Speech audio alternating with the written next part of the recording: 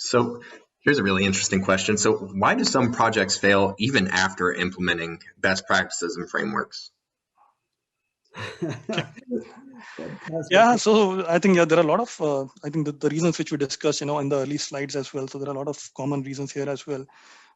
So a couple of them I would like to highlight is lack of visibility of the project to the executive team and stakeholder team. So most of the decision makers in the project, they come to know about the issues in the project or the delays in the project at a very later stage.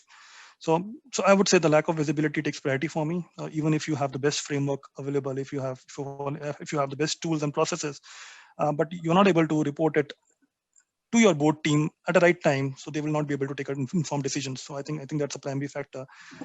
Then probably right allocation of resources. So we need to make sure that our resources are not over allocated, or maybe they're overshared within multiple projects. So if we are giving them some estimates, we are giving them some milestones and targets, we need to make sure they do have the right amount of time to complete that work. So sometimes it happens in a big organization and working globally that the resources might get over allocated or overshared, without we being looking into those aspects. So that is another area. And then yes, last one would be lack of communication. So lack of communication flow between the different stakeholders. So that's also very important.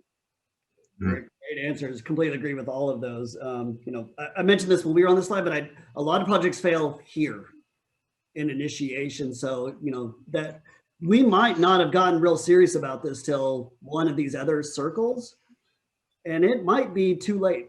I'm not trying to scare anyone off, but, if we're 3 iterations in on the executing process and we really didn't give credence before to planning process or initiating it well, it might be too late before it even really got started, if that makes sense. So I've seen that lots of times over and over. It doesn't mean it's not salvageable, but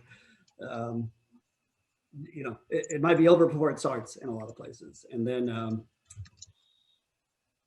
the lack of buy-in with little to no project communication, right? Again, it's this snowball effect, right? If we're not getting those metrics up front and making the good decisions to write the course at the time something's going off the rails, it's that much more expensive to start turning that giant ship back in the direction, which could ultimately lead to failure as well.